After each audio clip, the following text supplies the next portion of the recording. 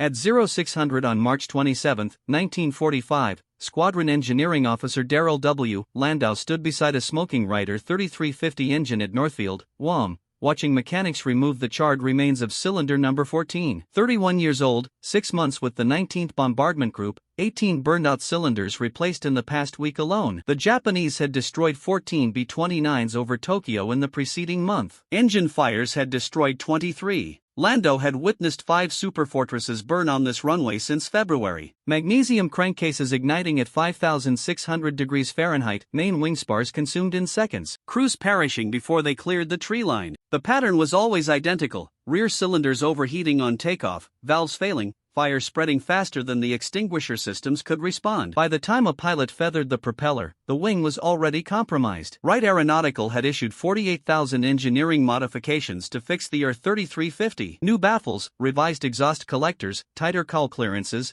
different carburetor elbows, none of it solved the underlying problem. Engines that had averaged 100 hours between overhauls when the war began now lasted 400. 400 hours was still catastrophic for an engine that needed to fly 3,000 miles to Tokyo and back. The tropical heat worsened everything. Guam's runway temperature reached 125 degrees by mid-morning. Pilots taxied as fast as possible to the run-up positions. Flight engineers monitored cylinder head temperatures climbing past the red line during every takeoff. There was no margin, no safety buffer. Every mission began with engines already near failure. Landau had reviewed the official reports from Wright Field. Their solution was fuel injection. Replace the entire carburetor system and retrofit every B-29 in the Pacific. The conversion would take months, cost millions, and require pulling bombers out of combat rotation during the most critical phase of the war. But fuel injection addressed the fuel-air mixture problem. It did not explain why certain cylinders overheated while others did not. It did not account for the pattern Landau had noticed. Cylinder number 1, positioned directly behind the largest obstruction on the engine, almost never failed. The cylinders that burned out were always positioned elsewhere, counterclockwise from the front view. If you want to see how Landau's observation turned out,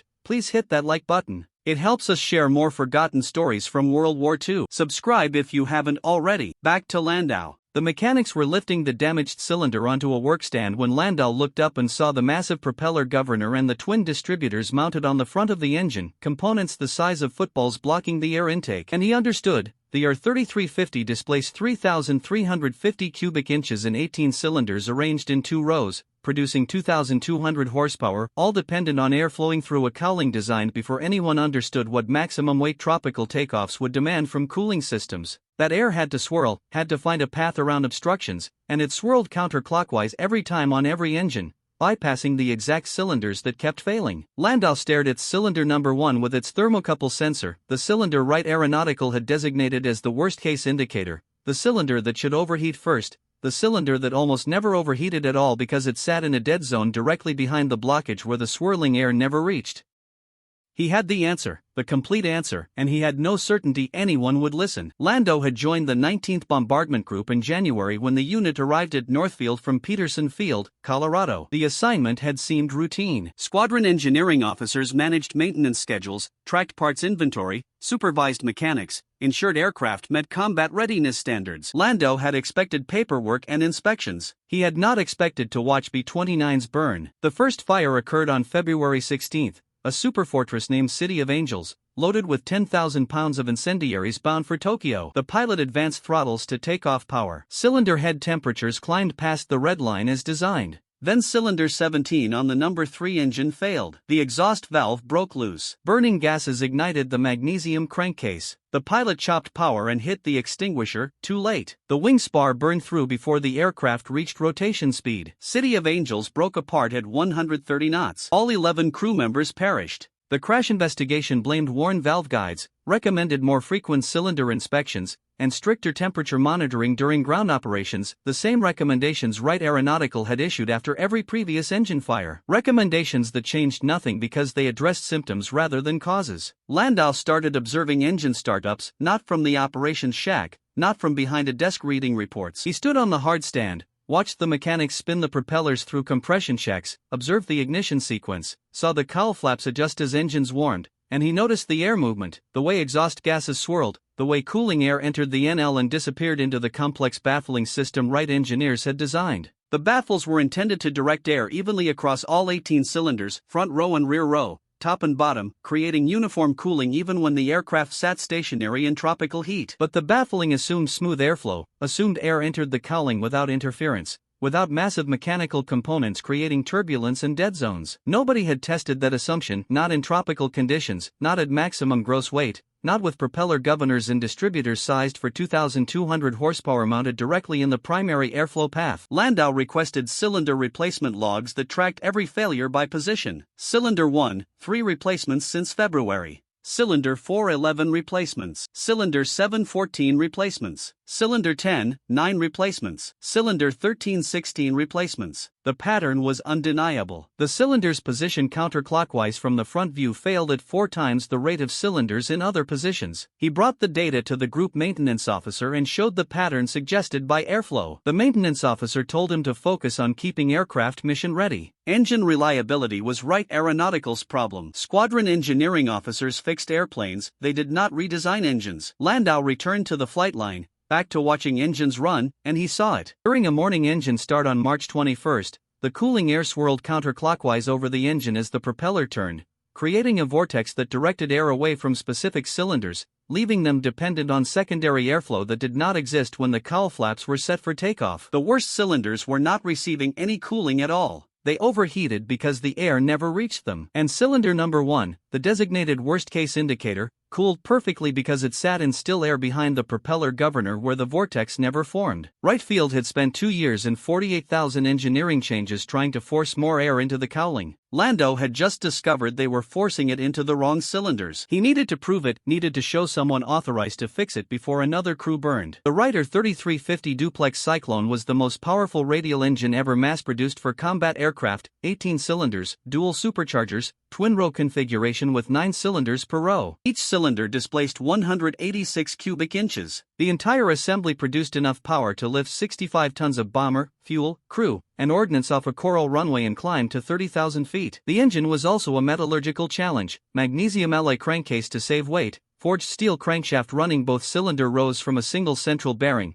exhaust collectors designed to capture gases from 9 cylinders simultaneously, and cooling baffles machined to tolerances measured in thousandths of an inch. Any one component failing could destroy the entire engine in seconds. Landau understood radial engine theory. Air-cooled designs depended on constant airflow across cylinder fins. The fins increased surface area, transferring heat from the combustion chambers to passing air, removing thermal energy faster than the engine generated it. Simple physics, effective when the aircraft was moving, catastrophic when it was not. Ground operations were always marginal. Taxiing at 5 knots provided almost no cooling. Pilots kept ground time minimal. Flight engineers monitored temperatures constantly, rushed through magneto checks, advanced throttles the instant they reached the run-up position. Even then, cylinder head temperatures climbed toward redline before the aircraft started rolling. But some cylinders hit redline faster than others, and those cylinders were always in the same positions, counterclockwise from front view, the exact cylinders Landau had identified from the failure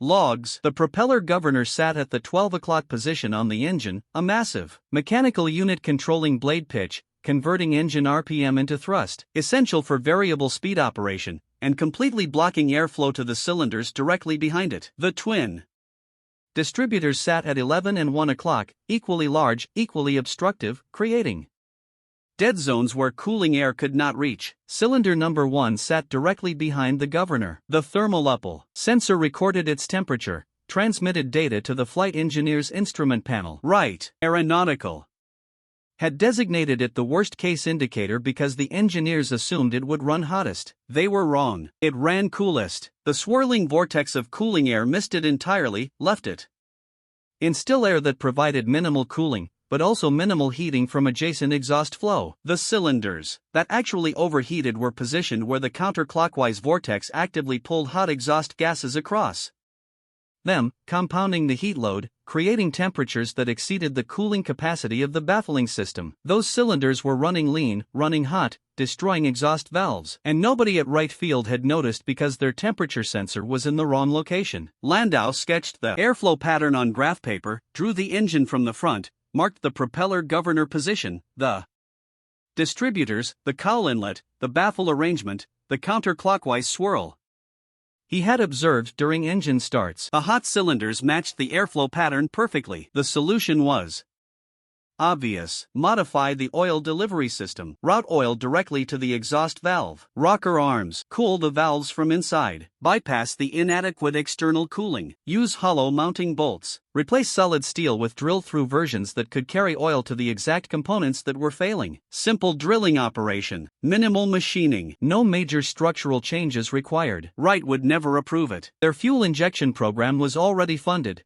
already in development, already committed to production. Admitting that a squadron engineering officer on Guam had found a simpler solution would invalidate 2 years of engineering work. Would embarrass senior leadership, would raise questions about why the problem had not been identified earlier. Landau made the sketches anyway, calculated oil flow rates, identified which bolts needed modification, determined that 6 hollow bolts per engine would provide sufficient cooling to the critical valve. Stems. He had everything ready, the complete engineering package, and on April 5, he requested a meeting with the wing engineering staff. The meeting was denied. He was told to focus on operational readiness. On April 8, another B-29 burned during takeoff. 9 crew members died. Landau watched from the flight line, watched cylinder 14 fail, watched the fire spread, watched the wing fold, and he knew exactly why. It happened. He had 6 days before his next scheduled meeting with the maintenance officer. 6 days to find someone who would listen before the next crew burned. The 20th Air Force was losing B-29s faster than Boeing could replace them. Not to Japanese fighters, not to anti-aircraft fire, to engines that self-destructed during the most critical phase of flight. Takeoff at maximum gross weight in tropical heat. Northfield on Guam housed the 314th Bombardment Wing, 4 groups, 16 squadrons, over 120 superfortresses. Field on Saipan operated the 73rd. Northfield on Tinian operated the 313th Wing. Together the 3 bases launched missions carrying 10,000 tons of incendiaries monthly. Burning Japanese cities, destroying war. Production, breaking enemy resistance. Every mission started with the same calculated risk. Engines at red line before wheels left the ground. Pilots knowing that any cylinder failure in the first 60 seconds meant death for the crew. No altitude for bailout, no time to recover, just impact and fire. The statistics were classified, but every squadron engineering officer knew them. 21 Bomber Command had lost 47 B-29s.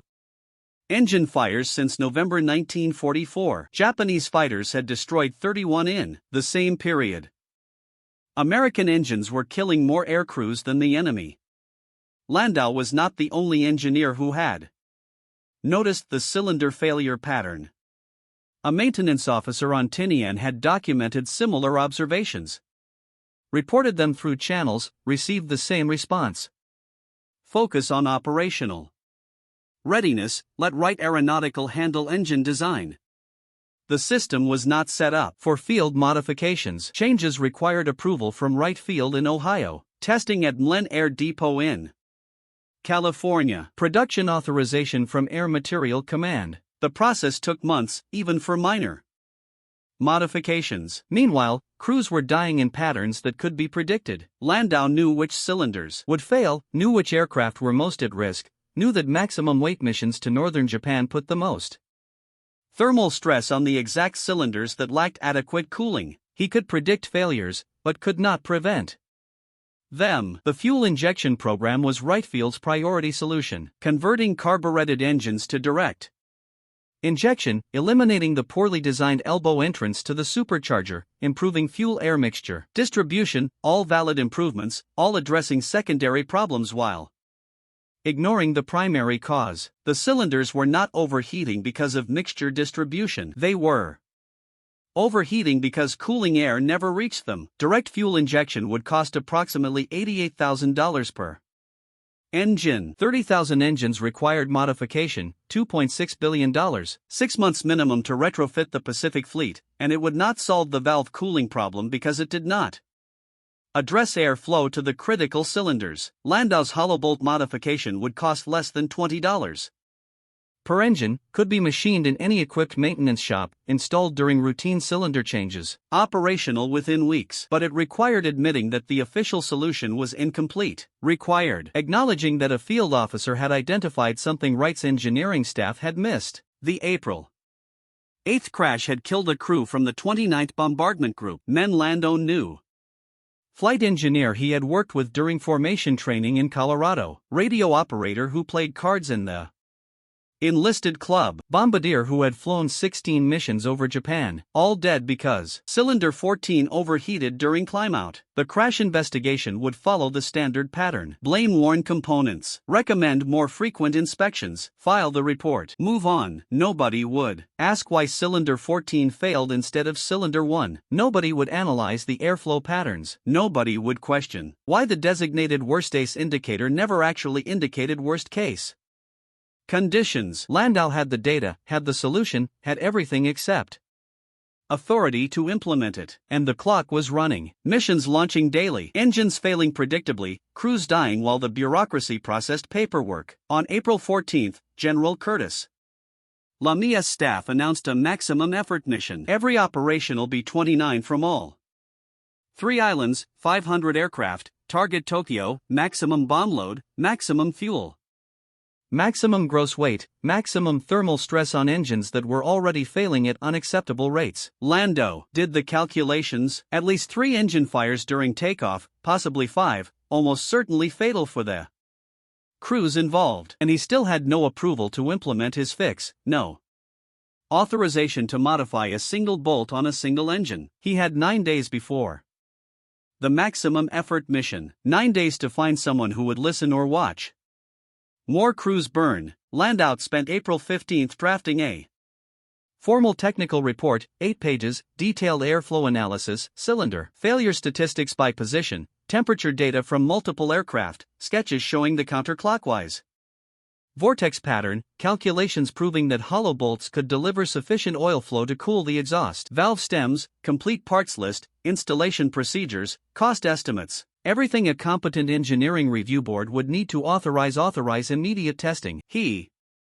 submitted the report through proper channels. Squadron engineering to group maintenance to wing engineering, wing engineering to 21st Bomber Command technical staff. Each level of bureaucracy added another delay, another review cycle, another requirement for additional documentation. The April 16th response requested clarification on 17 technical points, questioned the validity of the airflow observations, noted that cylinder number 1 temperature data contradicted his conclusions since that cylinder rarely overheated, asked why Wright Aeronautical's engineering staff had not identified this issue during 2 years of intensive development work, suggested that field observations might be influenced by local operating conditions rather than fundamental design flaws. Landau rewrote the report, addressed every question, explained that cylinder 1's low failure rate proved his point rather than contradicting it. The sensor was in the wrong location, measuring the wrong data, creating false confidence in cooling system performance, while the actual hot cylinders lacked any instrumentation. He attached photographs, added more temperature records, included testimony from mechanics who had replaced the failed cylinders. The April 18th response acknowledged receipt of the revised report, stated that the matter would be forwarded to Wright Field for expert evaluation. Estimated timeline for response 6 to 8 weeks. Thanked him for his diligent attention to aircraft reliability. 6 to 8 weeks. The maximum effort mission was in 7 days. At current failure rates, 21 Bomber Command would lose another 15 B-29s to engine fires before Wright Field even opened his report. Landau considered unauthorized testing, taking one engine, drilling the bolts himself, installing the modification, running the engine through a complete thermal cycle, proving the concept worked. But unauthorized modifications violated every regulation in the technical manual, could result in court-martial, could ground the entire aircraft if discovered, could cost him his commission and any chance of implementing the fix officially. He could also do nothing, follow orders, maintain operational readiness, let the system handle the problem through established procedures, wait for Wright Field's response, except that some crews would die while bureaucracy moved at bureaucratic speed. That was the safe choice, the career-preserving choice, the choice that let him sleep at night, knowing he had followed proper channels. But Landau kept seeing the April 8 crash, kept seeing the wing fold, kept seeing 9 men die because a cylinder overheated in exactly the position his data predicted, kept knowing that his hollow bolt modification could have prevented it, could prevent the next one, could save crews on the maximum effort mission if anyone would authorize implementation. On April 19, a B-29 from the 39th Bombardment Group aborted a mission to Kagoshima. Cylinder 10 running hot. Temperature climbing past limits. Pilot feathered the number 2 engine. Return to base. Emergency landing.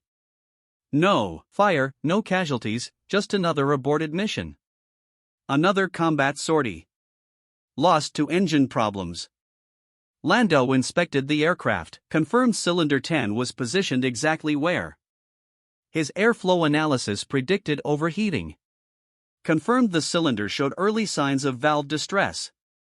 Recommended immediate replacement before the valve failed catastrophically. The maintenance crew pulled the cylinder that night.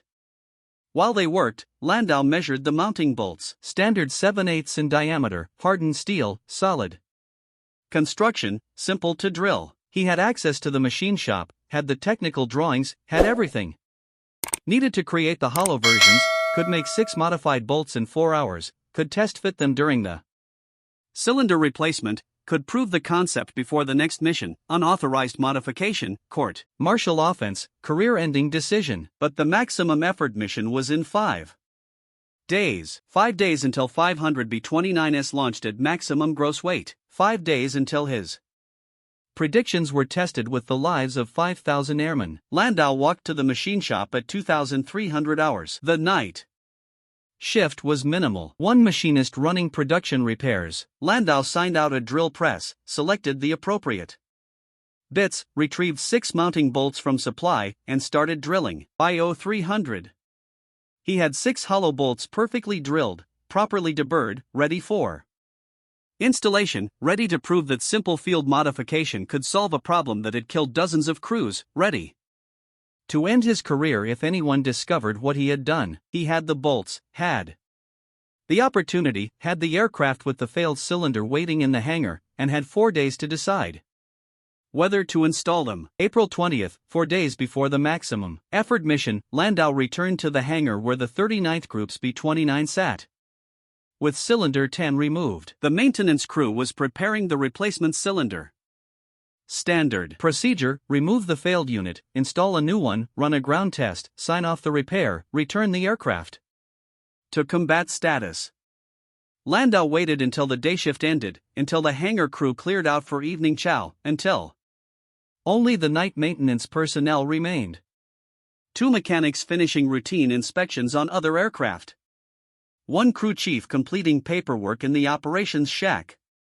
Minimal supervision, minimal witnesses. He approached the aircraft with his modified bolts, 6 hollow mounting bolts that could deliver oil directly to the exhaust valve rocker arms, 6 pieces of metal that represented either the solution to the R-3350's fundamental cooling problem or the end of his military career. The installation was straightforward. Remove the solid mounting bolts, replace them with the hollow versions, connect the oil delivery lines, route the lines to avoid interference with other components, ensure proper clearances, double-check torque specifications. Simple mechanical work that any qualified aircraft mechanic could perform in 30 minutes. Landau installed the first bolt, then the second. Working methodically, checking alignment, verifying fit. The hollow bolts were dimensionally identical to the originals. Same thread pitch, same head configuration, same torque requirements. Visually indistinguishable unless someone looked closely at the through holes drilled along the bolt length. By 2,200 hours, all 6 bolts were installed, oil lines connected, system ready for testing. The modification was complete, unauthorized, undocumented, and potentially the most important change ever made to a combat B-29 engine by a field engineer. The test would Require a full power ground run, engines at takeoff setting, cylinder head. Temperatures monitored continuously, oil pressure and flow verified, thermal. Performance compared against baseline data from previous engine runs, minimum 30 minutes at maximum power to generate meaningful results. That kind of test would attract attention. Ground crews would notice. Operations officers would ask questions. Someone would inspect the engine. Someone would discover the unauthorized modification. Someone would report it. And Landau would face immediate disciplinary action. But without the test, he had no proof, had no data to support his technical report, had nothing except theory and observation. Wright Field would dismiss it. 21. Bomber Command would file it and crews would continue dying while the fuel injection program moved through development at its bureaucratic pace. Landau needed one successful test, one data set showing that hollow bolt oil cooling prevented valve overheating in the critical cylinders. One proof of concept that would force the engineering establishment to take his modifications seriously. One chance to save lives. Before the maximum effort mission, he could schedule the ground test for April 21, early morning before the mission. Tempo increased. Before too many people were around to ask questions, before anyone looked too closely at the engine, he had modified without authorization. He could run the test, collect the data, and either prove his concept or destroy his career trying. The alternative was removing the hollow bolts, reinstalling the original solid ones, pretending he had never made the modification, going back to proper channels, waiting for Wright Field's response, following orders, accepting that some engineering problems could not be solved by field officers who lacked the authority to implement solutions. Landau walked around the aircraft, examined his work. The installation was clean, professional, functionally sound. If it worked, it would prove that 2 years of Wright Aeronautics engineering efforts had missed something fundamental. If it failed, it would prove that squadron engineering officers should stay in their lane. Either way, the test would provide an answer. He signed the maintenance log, noted the cylinder replacement, did not mention the bolt modification, returned to his quarters, tried to sleep, failed, spent the night reviewing his calculations, checking his airflow analysis, confirming that the hollow bolts would deliver adequate oil flow to cool the valve stems. 5:30 on April 21, he was back at the aircraft. The ground crew was preparing for the day's maintenance schedule. Operations was processing mission assignments. The base was waking up and Landau had to decide whether to run an unauthorized test that could either save dozens of lives or end his career. He requested the aircraft for a post-maintenance ground run, standard procedure. After major engine work, nobody questioned it. The crew chief assigned a flight engineer to monitor instruments. Landau positioned himself where he could observe the engine directly, where he could see if his modification worked or if it failed catastrophically. The flight engineer started the number 2 engine, the R3350. Caught on the fourth blade, settled into idle, oil pressure normal, all temperatures normal, standard startup, nothing unusual yet. Landau gave the signal. The flight engineer advanced the throttle to takeoff power. 2,400 revolutions per minute, 48 in of manifold pressure, maximum thermal stress. The test had begun. Cylinder head temperatures climbed as expected. Number 4 cylinder 370 degrees, number 7 385 degrees, number 10 360 degrees, all within normal operating range for maximum power settings. The flight engineer called out readings every 30 seconds. Landau watched the engine, watched for any sign of abnormal operation, smoke, vibration, oil leaks, anything indicating the hollow bolts were failing under thermal stress. 5 minutes at full power, temperature stable, no valve distress, no overheating in the cylinders that normally ran hot. The oil delivery system was working, cooling the exhaust valve stems from inside, bypassing the inadequate external cooling that had killed so many crews. 10 minutes still, stable. The flight engineer reported cylinder 10 holding steady at 360 degrees. Previous ground runs on this same engine had shown cylinder 10 climbing to 410 degrees. At the 10-minute mark, a 50-degree re-reduction, exactly what Landau's calculations had predicted. 15 minutes. The test continued. Other maintenance personnel were starting to notice a ground run this long at full power was unusual. The crew chief approached, asked why the extended test. Landau Explained he was validating cooling performance after the cylinder replacement. Wanted to ensure the new cylinder was properly seated. The crew chief accepted the explanation. Walked away. 20 minutes. Cylinder 10 362 degrees. Cylinder 7 380 degrees. Cylinder 1375 degrees. All the historically problematic cylinders were running cooler than baseline. The hollow bolt modification was working exactly as designed. At 25 minutes, Landau signaled the flight engineer to reduce power. The test was complete. He had his data. Had proof that simple oil cooling could prevent the valve failures that had destroyed dozens of B-29s. Had evidence that Wrightfield's expensive fuel injection program was solving the wrong problem. The maintenance forms showed the extended ground run, showed the temperature data, showed that something had changed in the engine's thermal performance. Someone would eventually ask questions, someone would inspect the engine, someone would discover the unauthorized modification. But Landau now had proof of concept, had results that could not be dismissed as theoretical speculation. He spent April 22 documenting the test results, comparing the temperature data against previous runs, calculating the thermal improvement, preparing a supplemental report to his original submission. The evidence was indisputable. 6 hollow bolts delivering oil to the exhaust valve rocker arms had lowered critical cylinder temperatures by an average of 47 degrees. Enough to prevent valve failures, enough to save lives. On April 23, Landau submitted the supplemental report containing the test results, requested approval for expanded testing, and proposed installing the modification on 3 additional engines, running them through full mission profiles, gathering comprehensive thermal performance data, and demonstrating that the solution was operationally practical. The response arrived on April 25. The 21st Bomber Command engineering staff acknowledged the test results, noted the temperature reduction, and authorized a formal proof-of-concept evaluation. Landau was instructed to prepare a complete test protocol, select 3 aircraft for modification, coordinate with Wrightfield technical representatives, and carry out the evaluation under controlled conditions with thorough documentation. Landau began preparations immediately. He selected 3 B-29s from the 19th Group, arranged machine shop time to fabricate the hollow bolts, and coordinated with maintenance to schedule the installations. Everything was approved. Everything was authorized. Everything was finally moving through official channels with institutional support. The proof test was set for August 10, full engine runs, thermal mapping, oil flow verification, complete data collection. Results would be forwarded to Wrightfield. If successful, the modification could be authorized fleet-wide, potentially saving hundreds of engines and preventing countless engine fires. On August 9,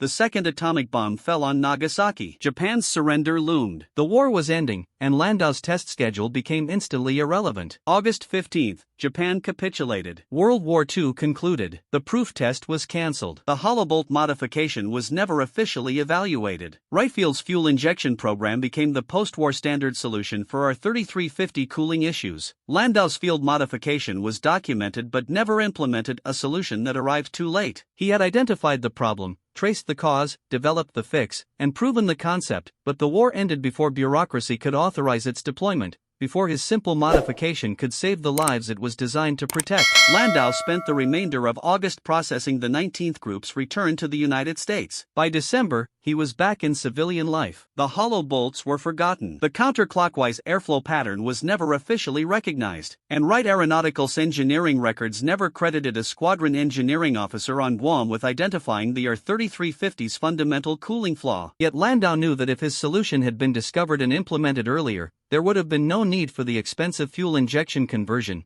no massive engine turnover, no loss of operational effectiveness. Japan was already on the brink of surrender before the atomic bombs. His modification, implemented in early 1945, might have shortened the war by weeks, potentially rendering the atomic bombs unnecessary. 6 hollow bolts per engine, $20 in modified parts, and dozens of crews might have survived. The Wright 3350 continued production after World War II, powering the Lockheed Super Constellation, Douglas DC-7, military transports, and long-range maritime patrol aircraft. The same engine that had killed dozens of B-29 crews became one of the most successful commercial aviation power plants of the 1950s. Wright Aeronautical eventually resolved the cooling challenges. Fuel injection eliminated carburetor issues. Improved baffling enhanced airflow distribution. Longer cylinders increased fin surface area. Enhanced quality control reduced manufacturing defects. By the early 1950s, the R-3350 achieved 3,500 hours between overhauls. Specific fuel consumption dropped to 4 pounds per horsepower hour. Thermal management became reliable. Yet none of these improvements addressed the fundamental airflow pattern. Landau had pinpointed the counterclockwise vortex, the dead zones behind the propeller governor and distributors,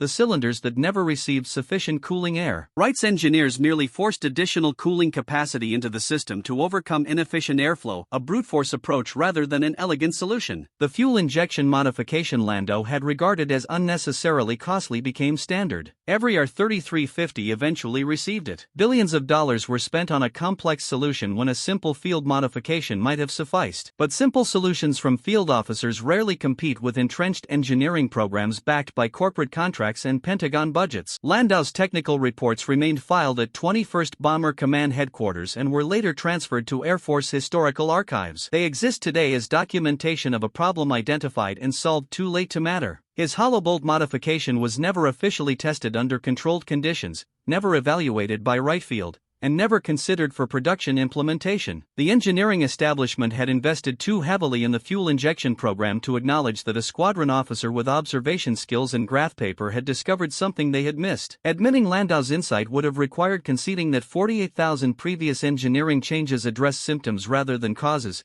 that 2 years of development work had overlooked a fundamental airflow issue, and that the worst-case temperature sensor had been installed in the wrong cylinder. Organizations rarely admit such mistakes, particularly when the alternative is quietly implementing a costly solution that achieves the same objective. Fuel injection worked. That it addressed the wrong problem first became irrelevant once it solved enough issues to render the engines reliable. Darrell Landau returned to civilian engineering and never spoke publicly about his B-29 work. His account of discovering the cooling problem appeared decades later in a book about World War II bombers. Just a few paragraphs, a brief mention, a footnote in the broader story of strategic bombing and the atomic age. Yet those paragraphs matter. They document that someone observed the problem, understood the cause, developed a solution, and the system failed to implement it in time to save the crews who died in the weeks between Landau's discovery and Japan's surrender. They failed to recognize that field observations sometimes reveal truths that laboratory analysis misses. The B-29 crews who burned during takeoffs in April, May, June, and July 1945 did not die because the problem was unsolvable. They died because the solution arrived through the wrong channels, at the wrong time, because bureaucracy moves slowly, because field modifications threaten established programs, because simple answers make complex organizations uncomfortable. If this story moved you the way it moved us, do us a favor and hit that like button. Every like tells YouTube to share this story with more people. Subscribe and turn on notifications. We are rescuing forgotten stories from dusty archives every single day. Stories of engineering officers who saved lives with observation, hollow bolts, and the courage to challenge the system. Real people. Real heroism. Drop a comment now and tell us where you are watching from. Are you in the United States, United Kingdom, Canada, or Australia? Our community stretches across the globe. You are not just a viewer, you are part of keeping these memories alive. Tell us your location. Tell us if someone in your family served. Just let us know you're here. Thank you for watching, and thank you for ensuring that Darrell Landau does not disappear into silence. These men deserve to be remembered, and you are helping make that happen.